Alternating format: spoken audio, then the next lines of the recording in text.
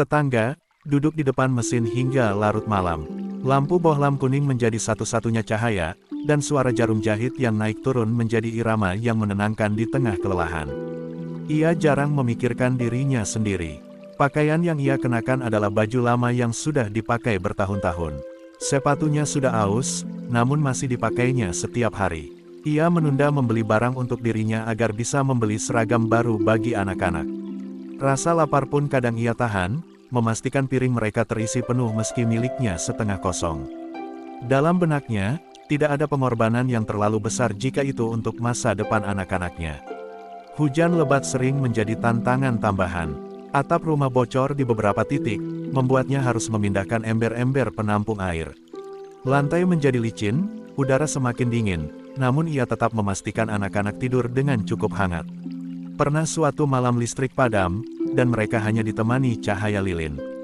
Anak-anak berkumpul di dekatnya, mendengarkan suara hujan di atap seng. Dalam momen itu, meski hidup penuh kekurangan, ia merasakan kedekatan yang begitu hangat. Hari berganti minggu, minggu berganti bulan. Rambutnya semakin banyak yang memutih, kulit tangannya kasar dan retak, tetapi semangatnya tetap sama. Ia tahu jalannya panjang, namun ia tidak pernah membiarkan rasa lelah menjadi alasan untuk menyerah. Ia membayangkan suatu hari nanti, anak-anaknya akan berdiri di hadapan banyak orang, mengenakan toga wisuda, tersenyum bangga, dan menyebut namanya sebagai alasan keberhasilan mereka. Gambaran itu menjadi bahan bakar yang membuatnya terus melangkah. Ia sering merasa dunia tidak melihatnya. Pekerjaannya tidak dianggap istimewa, perjuangannya tidak masuk berita, tetapi ia tahu bahwa setiap tetes keringat yang jatuh adalah bagian dari sebuah cerita besar yang hanya dimengerti oleh mereka yang pernah berjuang demi orang lain. Setiap malam sebelum tidur, ia berdoa dalam hati, bukan untuk dirinya sendiri, tapi untuk kesehatan dan masa depan anak-anaknya. Ia berdoa agar mereka memiliki hidup yang lebih mudah, agar mereka tidak perlu merasakan lapar atau takut seperti yang pernah ia alami. Kadang, dalam kesunyian, air matanya jatuh tanpa ia sadari. Bukan karena ia ingin menyerah, tetapi karena beban yang ia pikul begitu berat. Namun, ia selalu menghapusnya cepat-cepat sebelum ada yang melihat.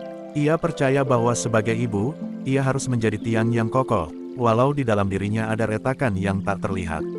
Ia tidak menunggu bantuan, tidak mengandalkan janji orang, hanya mengandalkan kekuatan dari dalam dan keyakinan bahwa setiap usaha akan membuahkan hasil. Waktu berjalan cepat, anak-anaknya tumbuh, satu persatu mulai mandiri. Mereka mungkin tidak pernah benar-benar tahu betapa keras perjuangan ibunya, tetapi ia tidak peduli.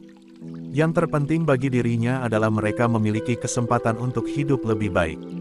Setiap keberhasilan kecil mereka, setiap senyum dan tawa, adalah hadiah terbesar yang ia terima. Dan meski tubuhnya semakin renta, ia tidak pernah berhenti merawat mereka, tidak pernah berhenti mencintai, dan tidak pernah berhenti berharap.